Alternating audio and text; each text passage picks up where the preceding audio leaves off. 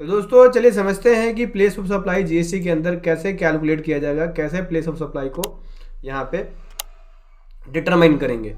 तो सेक्शन 7 जो है आईजीएसटी एक्ट का इंटरस्टेट सप्लाई के लिए बोलता है, मतलब कि कब आपकी आईजीएसटी लगेगा, जब सप्लाई की जाती है गुड्स एंड सर्विसेज की। तो जो प्रोविज़न है सेक्शन 10 का सप्लाई ऑफ गुड्स के लिए, और जो प्रोविज़न है सेक्शन 12 का सप्लाई ऑफ सर्विसेज के लिए, लोकेशन ऑफ सप्लायर और प्लेस ऑफ सप्लाई है तो उस केस में आईजीएसटी लगेगा। एग्जाम्पल के लिए ए किसी स्टेट बिहार के अंदर है और बी किसी भी स्टेट जैसे कि हरियाणा के अंदर है, ठीक है। यहाँ पे दो स्टेट है और ये अगर सेल परचेज करते हैं तो उस केस में उस तरह की जो सप्लाई होगी, मतलब कि मान के चलिए ए अगर बी को सेल करता है तो उस केस में प्लेस ऑफ सप्लाई आईजीएसटी होगी, और वहाँ पे प्लेस ऑफ सप्लाई हरियाणा होगा और वहाँ पे आईजीएसटी लगेगा, ठीक है। इसी प्रकार से अगर 2 डिफरेंट यूनियन टेरिटरी के अंदर हुआ तो वो प्लेस ऑफ सप्लाई आईजीएसटी होगी, यानी इंटरस्टेट सप्लाई मानी जाएगी। और इसी प्रकार से अगर एक स्टेट और यूनियन टेरिटरी के बीच में ट्रांजैक्शंस होती है तो वो भी प्लेस ऑफ सप्लाई इंटरस्टेट होगी, इसका मतलब आईजीएसटी लगेगा। इंपोर्ट के केस के अंदर अगर इंपोर्ट किया जाता है तो उस केस में आईजीएसटी लगता है, ठीक है। किसी भी गुड्स एंड सर्विसेज का इंपोर्ट किया जा रहा है इंडिया के अंदर बाहर से, ठीक है, जब तक कि वो इंडिया के कस्टम फ्रंटियर को क्रॉस नहीं करता, ठीक है, उस पॉइंट से अगर इंपोर्ट किया जाता है इंडिया के अंदर तो उस केस में प्लेस ऑफ सप्लाई इंटरस्टेट होगी, या ना आईजीएसटी लगेगा। इसी प्रकार से अगर एक्सपोर्ट किया जाता है, ठीक है, या फिर एसईजेड के अंदर सप्लाई की जाती है तो उस केस में भी आईजीएसटी लगेगा। अगर यहाँ पे सप्लायर इंडिया के अंदर है और place of supply outside India है तो उस केस में भी आईजीएसटी लगेगा, इंटरस्टेट के रूप में ट्रीट किया जाएगा। अगर यहाँ पे सप्लाई की जाती है एक स्पेशल इकोनॉमिक जोन को, यानी एसईजेड यूनिट को, या फिर एसईजेड यूनिट के द्वारा सप्लाई की जाती है तो उस केस में भी यहाँ पे आईजीएसटी लगेगा। अगर सप्लाई की जा रही है टैक्सेबल टेरिटरी के अंदर जो कि न ही कोई स्टेट है और न ही कवर है किसी भी सेक्शंस के अंदर तो उस केस में भी आईजीएसटी लगेगा। बी वाले पॉइंट में बात करते हैं अब हम कि इंट्रा स्टेट सप्लाई कब होगी। पहले समझा आपने कि आईजीएसटी कब लगेगा, अब समझेंगे कि इंट्रा स्टेट सप्लाई मतलब कि सीजीएसटी और एसजीएसटी कब लगेगा। तो इसका सेक्शन 8 जो है इंट्रा स्टेट सप्लाई के बारे में बोलता है। सप्लाई की जा रही है गुड्स एंड सर्विसेज की, जो प्रोविज़न बताया गया है सेक्शन 10 के अंदर या 12 के अंदर, उस प्रोविज़न के हिसाब से सप्लायर की लोकेशन और प्लेस ऑफ सप्लाई जो है अगर सेम स्टेट के अंदर होता है, सेम यूनियन टेरिटरी में होता है तो उस केस में इंट्रा स्टेट सप्लाई के रूप में इसको ट्रीट किया जाएगा, ठीक है। इंट्रा स्टेट होगा ये INTR है, ठीक है, इंट्रा स्टेट सप्लाई के रूप में ट्रीट किया जाएगा। फिर उसके बाद, ठीक है, सेम स्टेट या सेम यूनियन टेरिटरी में होता है तो उस केस में सीजीएसटी एसजीएसटी लगता है, इंट्रा स्टेट सप्लाई मानी जाएगी। और अब हम समझते हैं कि कब गुड्स की जो सप्लाई हो रही है वो इंट्रा स्टेट सप्लाई नहीं मानी जाएगी। जब सप्लाई की जाती है कि एसईजेड यूनिट को, ठीक है, सेम स्टेट्स के अंदर सप्लाई की जा रही है लेकिन वो एसईजेड यूनिट को सप्लाई की जा रही है और यह एसईजेड यूनिट के द्वारा सप्लाई की जा रही है तो उस केस में वो इंट्रा स्टेट सप्लाई नहीं होगी, मतलब कि सीजीएसटी एसजीएसटी नहीं लगेगा, उस केस में आईजीएसटी लगना है। इसी प्रकार से अगर इंपोर्ट किया जाता है तो उस केस में भी आईजीएसटी लगना है। कब सर्विस की सप्लाई जो है वो भी इंट्रा स्टेट सप्लाई नहीं मानी जाएगी। अगर सप्लाई सेम स्टेट में हो रही हो लेकिन एक एसईजेड यूनिट के द्वारा हो रही हो या फिर एक एसईजेड यूनिट को हो रही है तो उस केस में भी इंट्रा स्टेट सप्लाई नहीं मानी जाएगी, मतलब कि सीजीएसटी एजीएसटी उस केस में नहीं लगेगा। अगर सर्विस की भी सप्लाई एसईजेड यूनिट को हो रही हो या एसईजेड यूनिट के द्वारा हो रही हो तो उस केस में भी आईजीएसटी लगना है। सी और एस एक ही केस में लगेगा जब सेम स्टेट के अंदर सप्लाई हो या सेम यूनियन टेरिटरी के अंदर सप्लाई हो।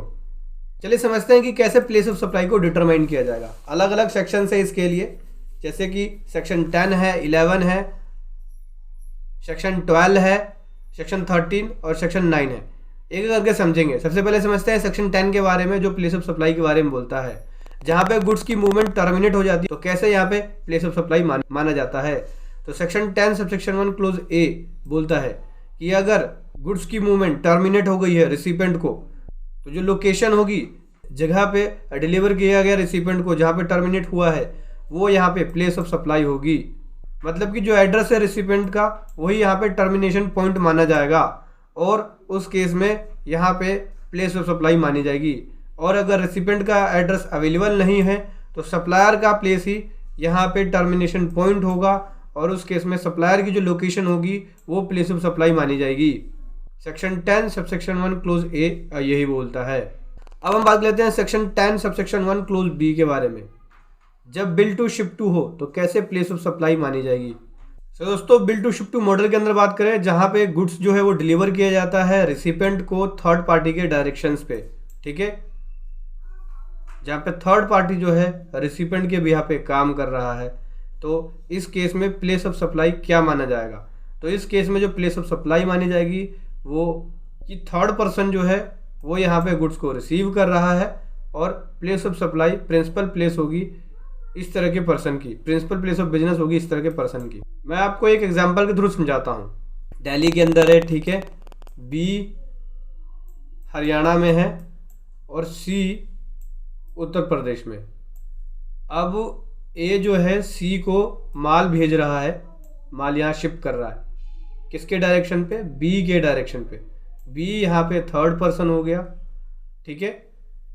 ए माल भेज रहा है सी को बी के डायरेक्शन पे, तो इस केस में प्लेस ऑफ सप्लाई जो होगा, जो प्रिंसिपल प्लेस है, प्रिंसिपल प्लेस ऑफ जो बिजनेस है थर्ड पर्सन का, वो यहाँ पे प्लेस ऑफ सप्लाई माना जाएगा। मतलब कि यहाँ पे जो प्लेस ऑफ सप्लाई होगी वो बी की होगी, यानी बी मतलब कि जिस जगह यहाँ पे बी रजिस्टर्ड है। इसका मतलब ए जो है बिल तो करेगा इसको, लेकिन शिप करेगा सी को। बी इसलिए इसके नाम से काटेगा, शिप इसके एड्रेस पे करेगा, जीएसटी नंबर इसका शो करेगा, इनवॉइस में एड्रेस वगैरह इसका शो करेगा, बिल टू में और शिप टू में इसका शो करेगा। क्योंकि यहाँ पे ए ने माल भेजा सी को बी के डायरेक्शन पे, क्योंकि थर्ड पर्सन के डायरेक्शन पे भेजा गया है, तो यहाँ पे माना जा रहा है कि थर्ड पर्सन गुड्स को रिसीव कर रहा है, और यहाँ पे जो प्लेस ऑफ सप्लाई होगी वो प्रिंसिपल प्लेस होगी इस तरह के पर्सन की, मतलब थर्ड पर्सन की। यानी सिंपल सी भाषा में बात करें, रिसिपेंट जो है, रिसिपेंट ने बोल दिया कि माल सी को दे दो, ये सप्लायर है ए, रिसिपेंट ने बोला कि माल सी को दे दो, सी के एड्रेस पे पहुंचा दो, तो ए ने काम किया, बिल इसके नाम से काटा और माल इसको पहुंचा दिया। सेक्शन 10 सबसेक्शन 1 क्लोज बी इसके बारे में बोलता है। चलिए समझते हैं इसको एक और एग्जांपल के थ्रू। यहाँ पे मेरे पास देख सकते हैं, ये है लोकेशन सप्लायर का, और ये है लोकेशन रिसिपेंट का, और ये है थर्ड पर्सन। अब यहाँ पे लोकेशन जो है सप्लायर का वो दिल्ली के अंदर है, रिसिपेंट हरियाणा में है, और थर्ड पर्सन पंजाब में है, ठीक है। थर्ड पर्सन वो पर्सन जिसको माल भेजा गया, और बिल किसको किया गया, रिसिपेंट को। तो यहाँ पे प्लेस ऑफ सप्लाई क्या होगी, प्रिंसिपल प्लेस ऑफ रिसिपेंट। तो जो प्रिंसिपल प्लेस ऑफ रिसिपेंट है वो क्या हो गया, हरियाणा हो गया। तो इस केस में प्लेस ऑफ सप्लाई ये होगी लोकेशन ऑफ रिसिपेंट, जिसके डायरेक्शंस पे माल को भेजा गया, यानी रिसिपेंट के डायरेक्शंस पे माल को भेजा गया थर्ड पर्सन को। तो यहाँ पे प्लेस ऑफ सप्लाई हरियाणा मानी जाएगी, और इस तरह की ट्रांजैक्शन इंटर स्टेट ट्रांजैक्शन होती है, और यहाँ पे IGST लगेगा।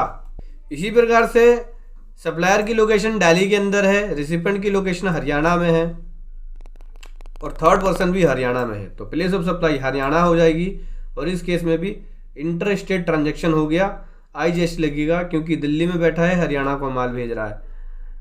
इसी प्रकार से बात करें अगले एग्जाम्पल में, दिल्ली में है सप्लायर, रिसिपेंट भी दिल्ली में है, लेकिन थर्ड पर्सन पंजाब में है, तो इस केस में प्लेस ऑफ सप्लाई क्या हो जाएगा, इस केस में प्लेस ऑफ सप्लाई जो हो जाएगी वो दिल्ली हो जाएगी, और ये इंट्रा, ठीक है, इंट्रा स्टेट ट्रांजैक्शन होगी। मतलब कि CGST और SGST लगना है, क्योंकि सेम स्टेट के अंदर सप्लाई इसकी मानी जा रही है। अब बात करते हैं सेक्शन 10 सबसेक्शन 1 क्लोज सी, जहाँ पे गुड्स की मूवमेंट इन्वॉल्व नहीं है। देखो जहाँ पे गुड्स की इन्वॉल्वमेंट नहीं है, मतलब जहाँ पे गुड्स की मूवमेंट हो ही नहीं रही है, ना ही सप्लायर के द्वारा और ना ही रिसिपेंट के द्वारा, तो उस केस में प्लेस ऑफ सप्लाई क्या मानी जाएगी, उस केस में उस जो गुड्स की लोकेशन है वही प्लेस ऑफ सप्लाई मानी जाएगी डिलीवरी के टाइम पे रिसिपेंट को, ठीक है। तो जो रिसिपेंट होगा, जो भी माल खरीद रहा होगा, ठीक है, अगर गुड्स दिल्ली में पड़ा हुआ है और रिसिपेंट चाहे हरियाणा का है, ठीक है, अगर इसने उस गुड्स को खरीदा तो जो लोकेशन होगी गुड्स की वही यहाँ पे प्लेस ऑफ सप्लाई मानी जाएगी, अगर गुड्स की मूवमेंट इन्वॉल्व नहीं है तो। मतलब कि मान के चलिए कि ये माल लेके भी नहीं जा रहा है, ये जो माल है वो लेके नहीं जा रहा है, यहाँ पे गुड्स की इन्वॉल्वमेंट नहीं है, ये भी डायरेक्ट आगे पार्टी को बेच रहा है या इसकी कंजप्शन हो रही है यहीं की यहीं, उस केस में प्लेस ऑफ सप्लाई जो है वो प्लेस पे होगी, जिस प्लेस पे या जिस लोकेशन पे गुड्स रखा जाएगा या रखा हुआ है। अब बात करते हैं सेक्शन 10 का सेक्शन 1 क्लोज जी के बारे में, जहाँ पे गुड्स सप्लाई की जा रही है असेंबल या इंस्टॉलेशन। तो क्या होगी इस तरह की सिचुएशन में प्लेस ऑफ सप्लाई? तो इस तरह की सिचुएशन में जहाँ पे असेंबल किया गया या इंस्टॉल किया गया साइट पे, वही वहाँ पे प्लेस ऑफ सप्लाई मानी जाएगी। अब बात करते हैं अगर गुड्स सप्लाई किया जाता है ऑन बोर्ड, ठीक है, ऑन बोर्ड अगर गुड्स को सप्लाई कर दिया जाता है तो कैसे यहाँ पे प्लेस ऑफ सप्लाई मानी जाएगी? सेक्शन 10 सबसेक्शन 1 क्लोज ई इसके बारे में बोलता है।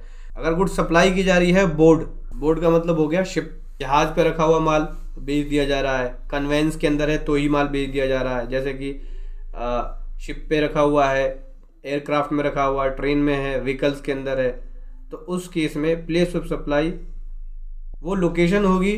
तो उस केस में जो प्लेस ऑफ सप्लाई होगी वो लोकेशन होगी जिस लोकेशन को इस तरह का गुड्स लिया गया है बोर्ड के ऊपर। मान लो कि आपने दिल्ली से अमृतसर की ट्रेन पकड़ी, ठीक है, या दिल्ली से आपने कन्याकुमारी की ट्रेन पकड़ी, बीच में बहुत सारे स्टेट्स हैं, जैसे यूपी है, हरियाणा है, जैसे कि यूपी है, बिहार है, मध्य प्रदेश है, और भी बहुत सारी स्टेट्स है। तो आपने दिल्ली से पकड़ी कन्याकुमारी की ट्रेन और बीच में आपने यूपी में उस गुड्स को माल भेज दिया ट्रेन में बैठे बैठे ही, तो वो जो लोकेशन है यूपी की जहाँ पे माल बेचा गया ट्रेन के अंदर ही, वही लोकेशन यहाँ पे प्लेस ऑफ सप्लाई मानी जाएगी।